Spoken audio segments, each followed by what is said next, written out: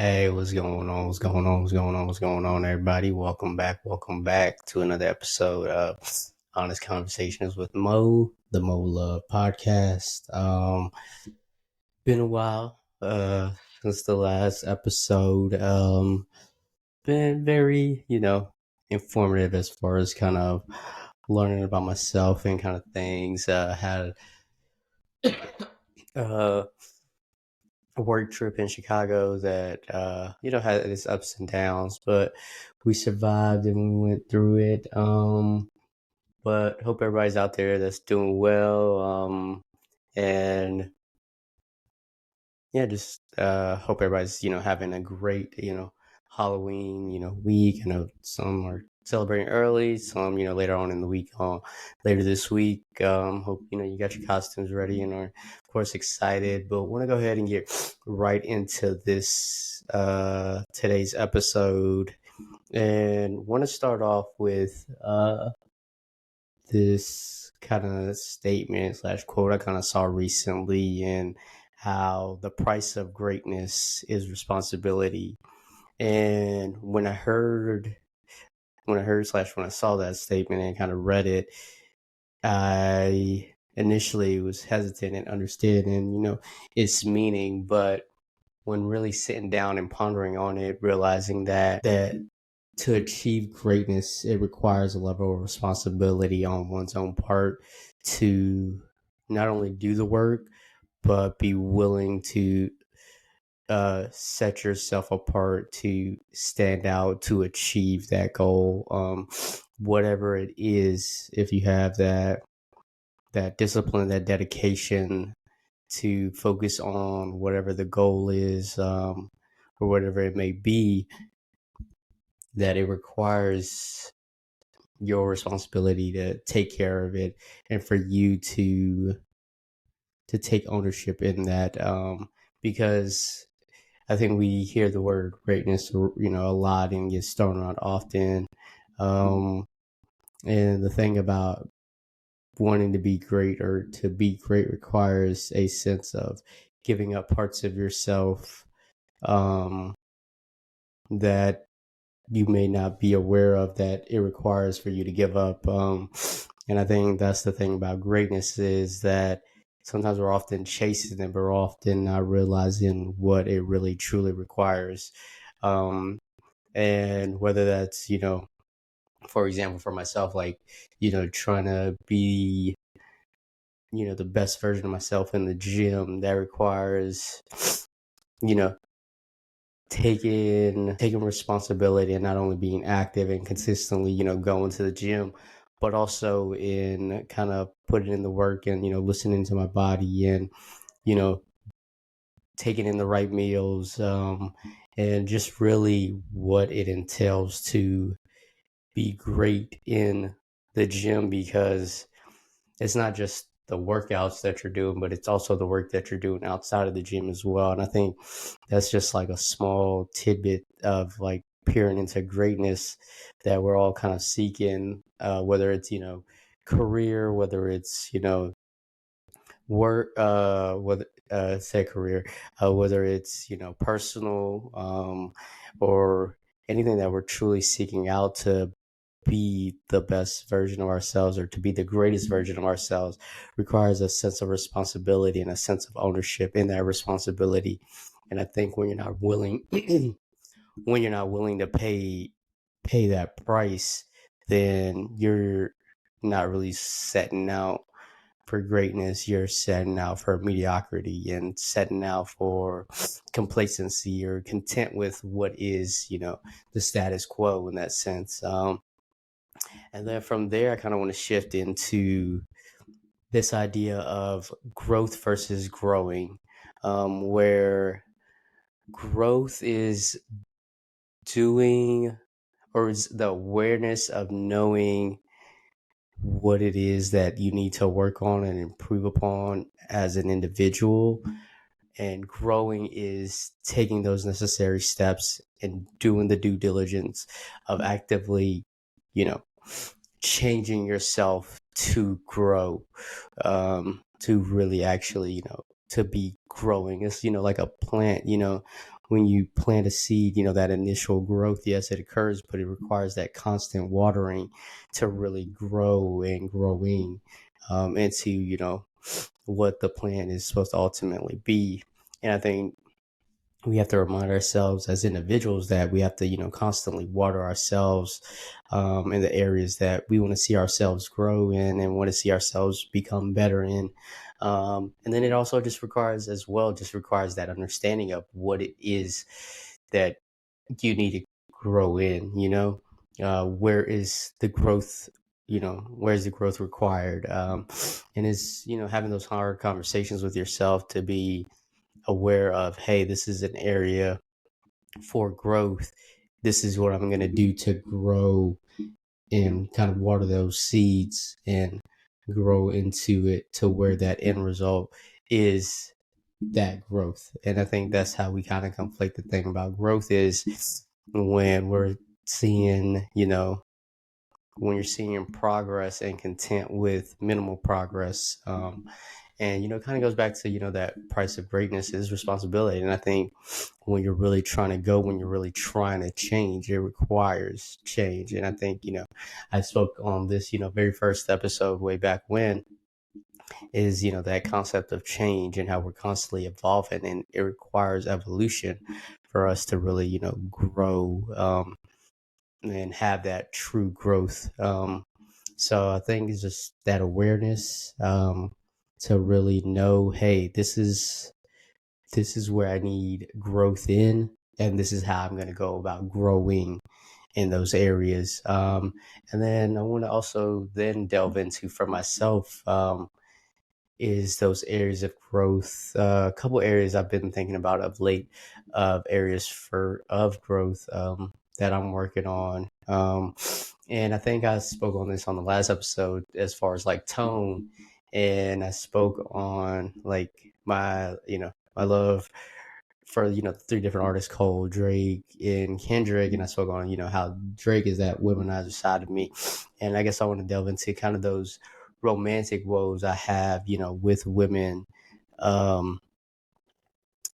in how I'm looking to kind of grow in that area where eventually I want to be in unhealthy healthy relationship, healthy partnership. I think it's just understanding where those areas of growth in myself that is required to eventually get to that point. And I think for me, starting off with kind of the area of growth when it comes to my romantic woes is sometimes I the understanding of foundation. I think I go back to this was back in the good old cab days, and my boy Darius, shout out to him, doing his thing. But he spoke on the importance of having a solid friendship first, with a woman, or just in a relationship in general, just having that solid relationship, and that's being the foundation of that relationship. I think for myself, I wasn't really aware of or mindful of what that really meant at the time. And now through what I go through as far as relationships these days is how essential it is to have that solid foundation, because I think that's where I'm struggling, and I kind of struggling in that sense of those woes, where it's not I'm incapable of building a solid foundation. I think it's just not having the consistency with someone to be able to develop that solid foundation. And I think this also goes back to, I think I was speaking to someone earlier, as far as like my pickiness, at times, where, and then I think also just where it goes back to something my therapist told me a while ago, as far as, as far as he told me that I don't pick women that are good for me. And I had to sit on that and think about that. And it was interesting in that, why am I not choosing things, that are good for me?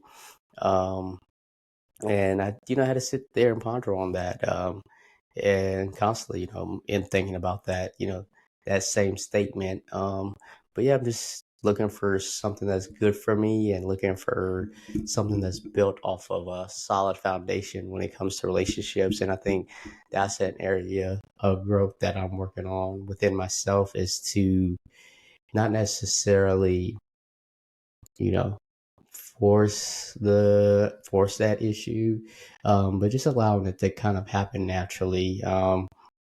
And it'll kind of parlay into the other two areas, but just in terms of where, requiring myself to be, to not necessarily, just not only to, be, but like be in the moment when it comes to uh those romantic engagements, but I think also not thinking too far ahead. And I think that sometimes is a thing I tend to do, is, getting too ahead, and, that overthinking kind of comes into play. And then next area of growth I want to focus on is this to be or to do.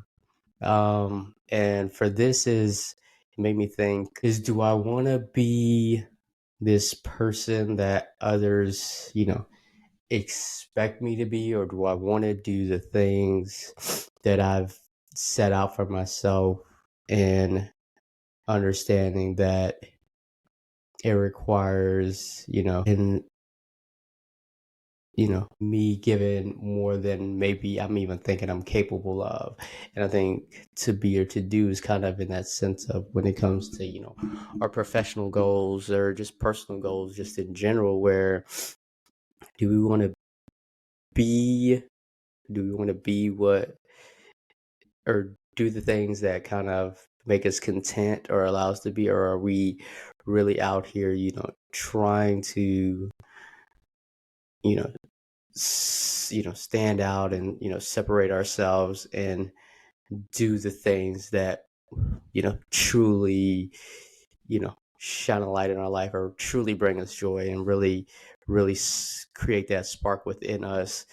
And when it comes to that to be or to do, it's, a constant struggle, especially when sometimes the being seems like the easiest way to go, because let's say, constantly chasing, promotions or things like that, and being, content with that area of growth, or do, as far as doing and knowing what I'm ultimately looking to achieve, like when it comes to my career aspirations, um, that it'll require, more of myself than I can, only imagine. Obviously not in this moment, but eventually, later on down the line. So I think having that constant battle of to be or to do is, something I'm working on.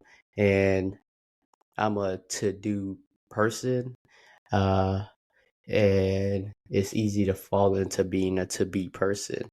Um, when you want to do, versus, I want to be, and I think it's those, those two statements, those two completely different statements, when you want to do, you completely set yourself out to accomplish these things, no matter, what the obstacle that's in the way, versus I want to be, and that's, you're content with, titles, or, a sense of reputation, or, material things. And I think it's understanding that difference in the two. And I think working on, you know, how it is I go about, I, I do, or I want to do, or so I think I'm constantly in that phase of figuring that out, not only for myself, of being an I do person, but those constant, battles with I want to be, because we eventually, see ourselves in some way, but if that doesn't align with what we want to do, then it never makes sense. And then the last area of growth I want to touch on is wrestling with the void. Man, wrestling with the void is this idea of just being able to sit in silence, in that sense of having, not only patience, but just really sitting in silence. I think for me, myself, I've never been a person that can just sit in silence. I feel like when it's too quiet, it's almost frightening in a sense for me internally because it seems like, something's going on. And I think wrestling with just being still and doing, I think I spoke on it in an episode before of doing nothing in a sense, but just that silence where we feel like sometimes we have to, constantly talk, have to constantly do that. It's not always, it's very counterproductive. It's never really fulfilling. It's just kind of for that moment. And I think when we are able to just sit in that silence, we kind of unlock a part of ourselves that um, we didn't even know. So I'm constantly. I mean, even obviously, you guys know rambling now in the sense of having this podcast where I just talk, but not necessarily that, but just in the sense of just sitting in silence, not always having to react, not always having you know to provide a remark or something like that, but being able to just to sit in that void. And when we're tussling with ourselves, that wrestling and fighting against it, it's almost, trading ourselves. So I think when for myself, as far as figuring out how to, kind of wrestle with the void, is just that awareness of, hey, I suck at sitting in silence, but how can I accept silence? And just going about, hey, having that sense of awareness, and now just being able to be in those moments where not everything is needed to be said, and being able to just sit in that void and sit in whatever it is, because as much as talking can be beneficial, it can just be just as detrimental. And I think when we're able to be silent and not say things, it speaks volumes more than we even know of or even aware of. So that is another area in which I'm working on within myself, in terms of wrestling with the void and being able to be content in not only the unknown, but being content in no noise. You know those really just that silence. And I mean, it's tough, and constantly working on that and trying to improve on that. And we'll see from there. But those are the areas of growth for myself, that I'm working on. And then next, I want to, of course, pivot to the WNBA finals. We had an incredible series between the New York Liberty and Minnesota Lynx that went to 5. I was wrong once again with my pick. I was hoping the Lynx pulled it out, although they did get cheated. Coach Reeves was right in that sense, where I do think there was a lot of egregious foul calls not called in favor of the Lynx. Meanwhile, the Liberty were getting plenty of calls and questionable calls, and even that Breanna Stewart, where she ended up getting to the line, was that in OT or before OT? I can't remember, but in that moment where she traveled on that play, and it was incidental contact at most, in my opinion. I know, was it Smith? I can't remember, that might have hit her on the hand. But yeah, that was an incredible series. And Nafisa Collier played her ass off.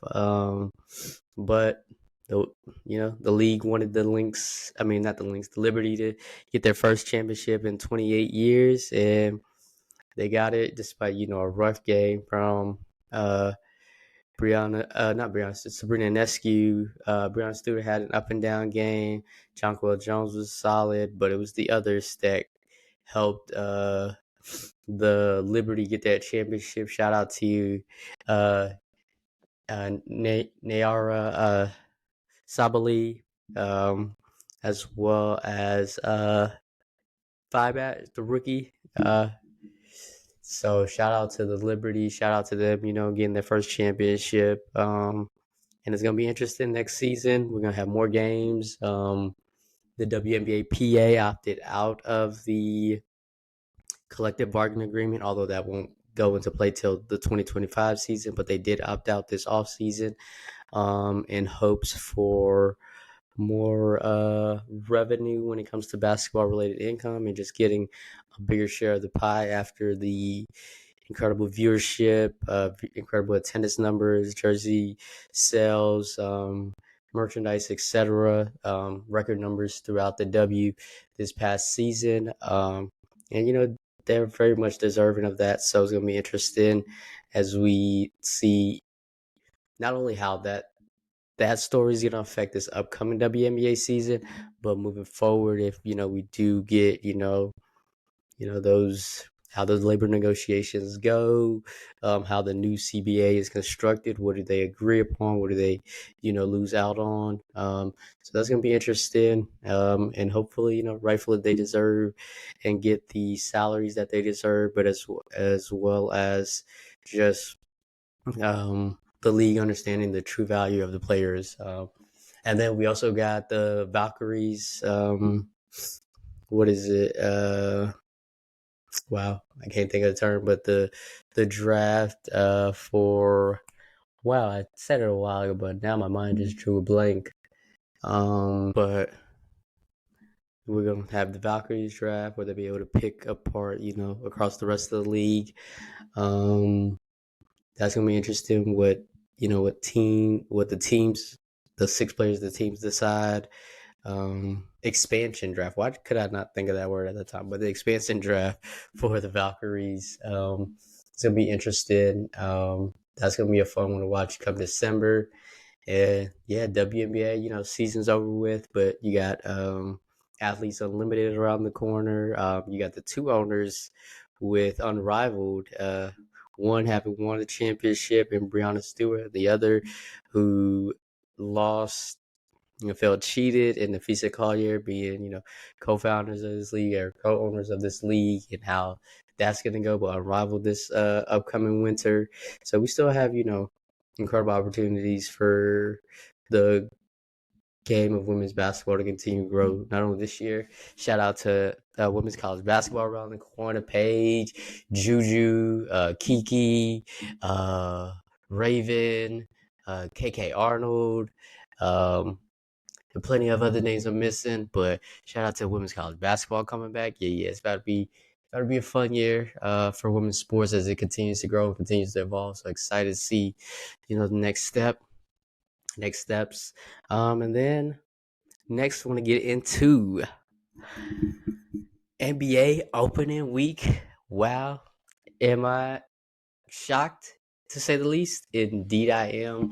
But the Lakers are off to a 3-0 start after this opening week, getting a great win against the Timberwolves opening night, then coming back down 22 against the Suns, and then despite blowing 2 15-point leads against the Kings last night, an incredible fourth quarter performance by LeBron James, in which he led the Lakers on a 21-0 run in the first 3 minutes of the fourth quarter, where he pretty much had 16 points in the first 2 minutes of that quarter.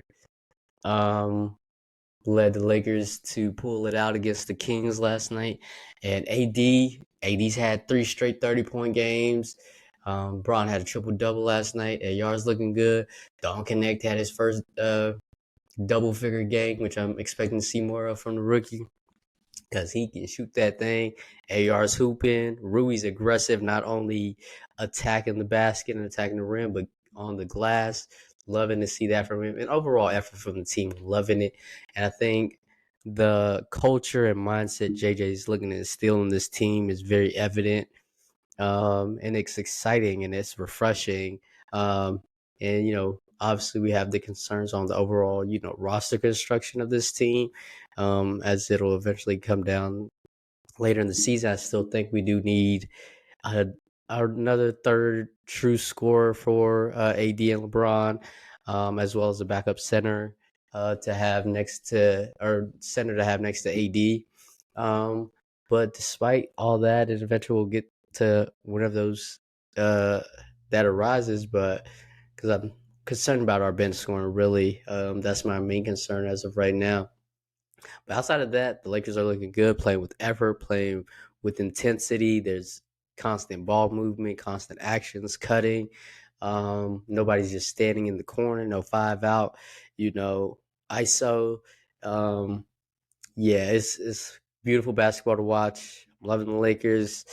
It's exciting. This era of JJ, it's fun, man. I love it. I love it. And hopefully, it continues, throughout the season, um, as well as, I mean, it's been exciting start to the season so far across the league. Ja's back, Ja hooping, the Grizzlies looking good. Denver, Denver's not shooting that well without, they're saying it's because of KCP gone he went to Detroit or Orlando? I forgot where KCP went in the off season. I think it was Orlando, but yeah, KCP not being there, their 3-point shooting is not as consistent out there in Denver. Minnesota still kind of figuring things out with the Julius Randle trade.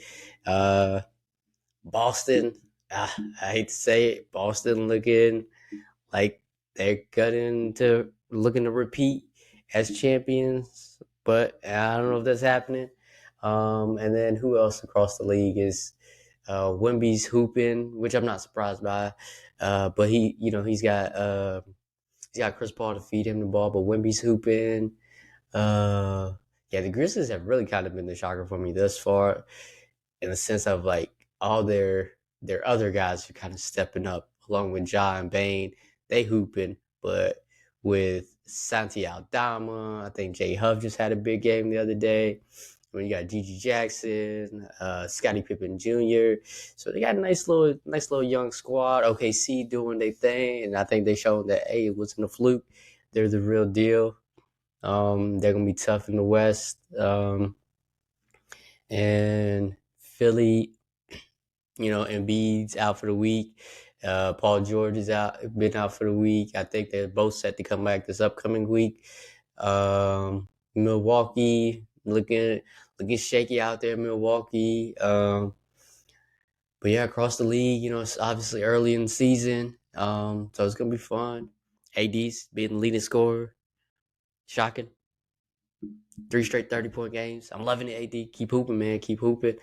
And then we had obviously the Bron and Bronny moment in the first game against the Timberwolves, first father-son duo. I wish Bronny would have hit that three from that pass from LeBron. And that I think it was the right wing. Yeah, if he would have hit that, would have went crazy. And even just to note on JJ's coaching, to have the awareness of where I think the Lakers were up 19 at that point with like 4 minutes to go in that second quarter. You do the Bron and Bronny, moment. But as the lead dwindled down, because I think the Timberwolves went on a 7-0 run, and the lead was eventually cut to like 13, and he was smart to pull Bronny. And it's like, all right, that's the moment. Now let's go win this game. And that's what we set out to do. We won that game. So I think just knowing those key adjustments, or coaching adjustments, knowing when to call a timeout when the opposing team's on a run, has been a sight for sore eyes. And just having a coach that makes adjustments has been fun to watch. It's been fun basketball, like I said. So gonna continue, watching my Lakers. And then next I want to get into NFL, week 6 through 8. My Falcons are now 5-3 after winning against Tampa Bay earlier today. I think obviously we lost to Seattle the week before. I think we beat New Orleans that week previously. I think it was the New Orleans game. But just looking good. Kirko looked good today. Got 4 touchdowns, 2 to Kyle Pitts, 1 to Darnell Mooney, and 1 to Bijan Robinson. But yeah, Falcons looking good. Rough game against the Seahawks last week.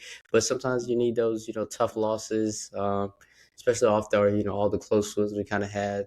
Oh no, it was the Panthers game that we had that win. Um, it was the it was Bucks, Saints, Panthers 3 straight weeks. Then we lost to the Seahawks. Then we beat Tampa Bay again today. So we know we're looking good. Concerned about that pass rush. Then across the rest of the league, that duo of Lamar Jackson and Derrick Henry's been unstoppable. Been tough to. I don't know. It's just gonna be interesting. The Chiefs are still hot though, despite not having any weapons. Even though they now just picked up D Hop from Tennessee. The Jets got Devontae Adams, even though that really hasn't made a difference for them. Russell Wilson is back at starting quarterback for the Steelers. And then Amari Cooper is a Buffalo Bill, and he's out there doing solid for the Bills. But I think the 49ers have been depleted with injuries across the entire season, as well as just the Cowboys have been looking rough. This Cardinals have been looking surprisingly well. Kyler Murray and Marvin Harrison Jr. And then just that entire defense of the Cardinals, they've been looking good. And then who else across the league? I'm trying to think that's coming up. No, the Lions.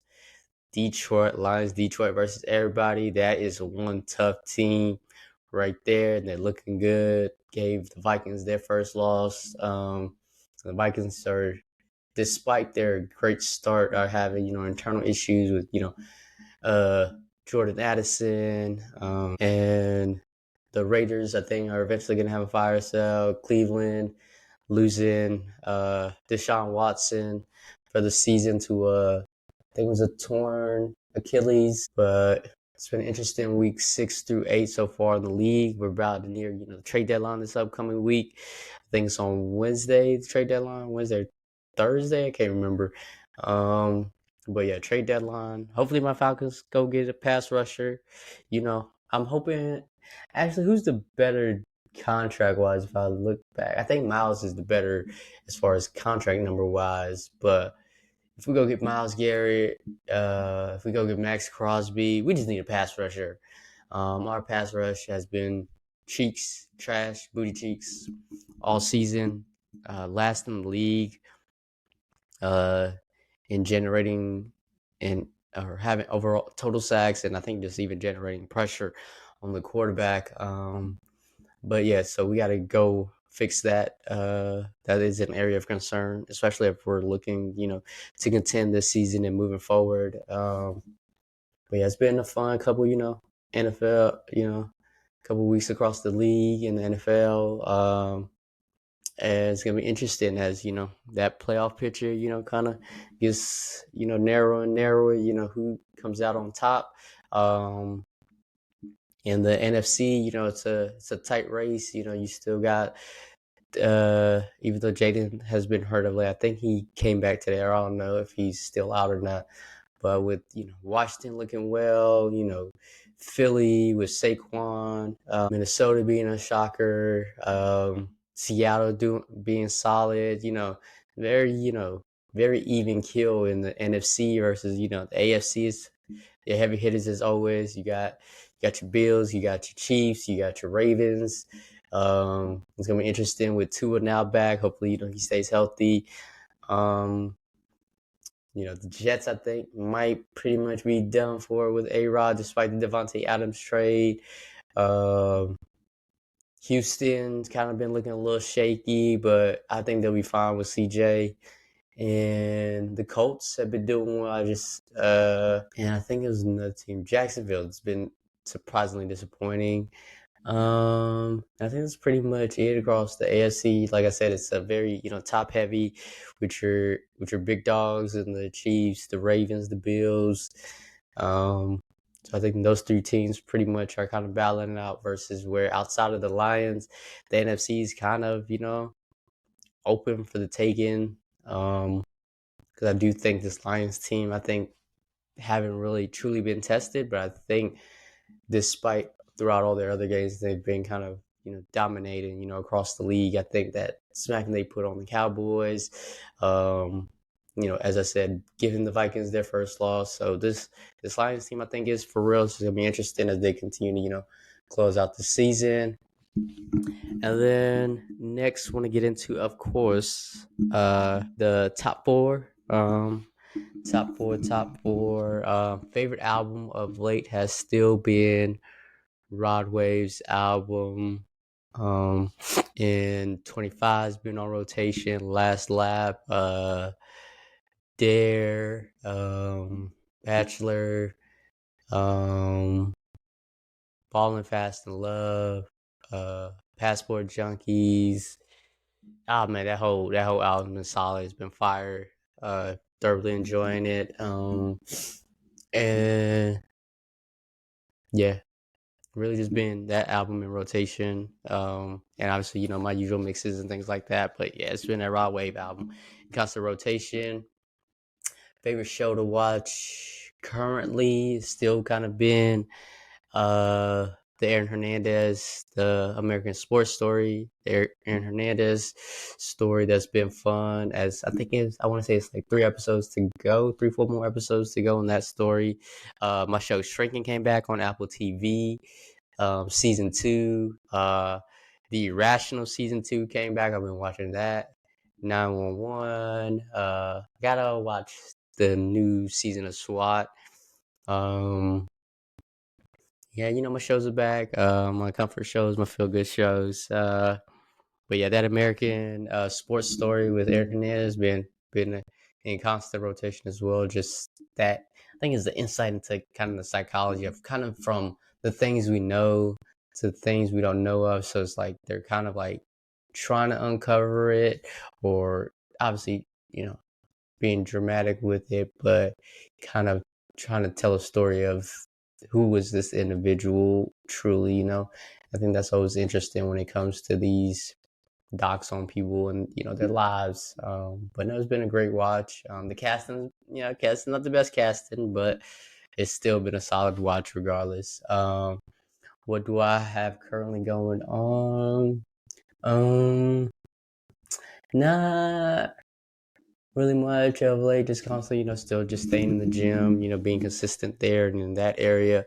And just, constant growth every day, just trying to get better, being the best version of myself every day, as I always say. And then what am I looking forward to? As always, whatever events or moments that pop up or arise that, allow me to be able to learn more about myself. Obviously the trips. I told you I was going to do more games. I went to a Checkers game on Friday and then a Hornets game on Saturday. So just like I said, doing more, and yeah, just enjoying what the world has to offer and allow myself to be in those moments. And then of course trips and whatever trips arise as well that I eventually want to take. So excited for that as well. And then, as always, appreciate you guys for listening to Honest Conversations with Mo, the Mo Love podcast. Appreciate y'all for always listening to my rambling, and just getting a piece of insight into kind of how not only my mind works, but the things I think about. And as always, till the next time, peace.